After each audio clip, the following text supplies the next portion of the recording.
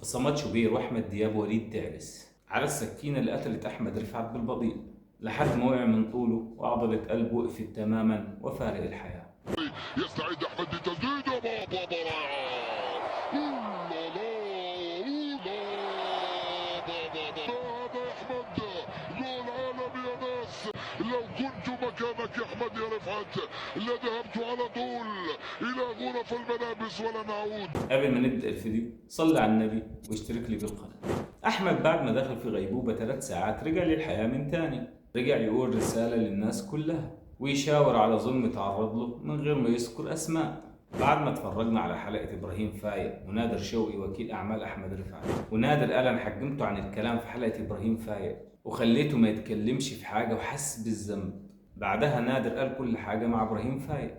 احنا بقى هنقول لكم مين الرياضيين اللي في مصر اللي كانوا السبب ان احمد رفعت يبقى عليه ضغوط نفسيه وعصبيه ووصل للحاله دي لحد ما قابل رب كريم. مشكله احمد الله يرحمه بدات لما راح نادي فيوتشر، ورئيس النادي وقتها كان احمد دياب والنائب بتاعه كان الاعلامي احمد شوبير. احمد رفعت عمل له عقد في النادي وما خدش غير 25% من قيمه العقد، واحمد دياب قال له هتاخد الباقي على دفعه عقد. احمد وافق والدنيا مشيت وتمام لحد ما جه الوقت اللي قرر فيه وليد دعبس ان يشتري نادي فوتشر، واحمد دياب كان لازم يصفي وقتها كل المديونات ومنها مستحقات اللاعبين كلها، واحمد رفعت كان ليه ملايين لسه ما خدهاش.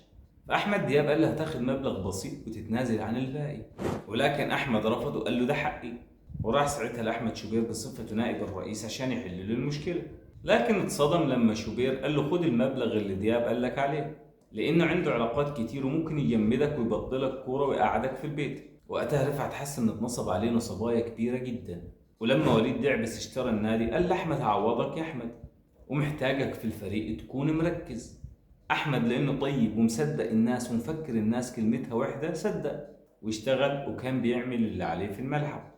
ولما جه يطلب جزء من عقده محدش عبره ولا اداله جنيه، ووليد دعبس بعد ما وعده خلف معه، واحمد كان مستني الفلوس دي بفارغ الصبر وكان عنده ازمه ماليه كبيره.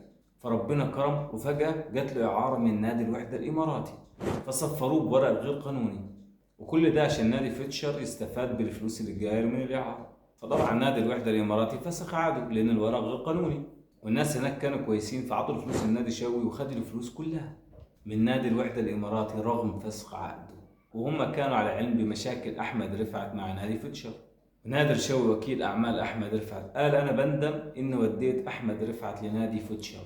ورجع احمد رفعت من السفر ولعب ماتش في رمضان اللي فات، وقع واغمى عليه، وده طبعا بسبب الحاله النفسيه والزعل وقف قلبه ورجع للحياه من تاني. وطبعا احمد رفعت لانه ملوش علاقات ولا ليه حد يساعده معرفش ياخد حقه، حس بالقهر وفي اليوم بيموت 1000 مرة على حق اللي ضايع وشقاه اللي تعب فيه وما خدش فيه أي مقابل. ولما وقع من طوله في ماتش فوتشر والاتحاد الكل قال إنه هبوط بسبب إنه كان صايم وما كلش كويس أو واخد منشطات وكل الكلام الفاضي اللي انتوا سمعتوه. لكن ربك يشاء إن رفعت يفوق من الغيبوبة وعضلة قلبه ترجع تشتغل من تاني عشان يقول ويتكلم ويشاور على الحاجة اللي زعلته وقهرته ووصلته انه يتعب ويقع من طوله. زي ما كلنا شفنا احمد رفعت قبل وفاته بساعات قليلة كان حاسس انه خلاص هيفارق الحياة.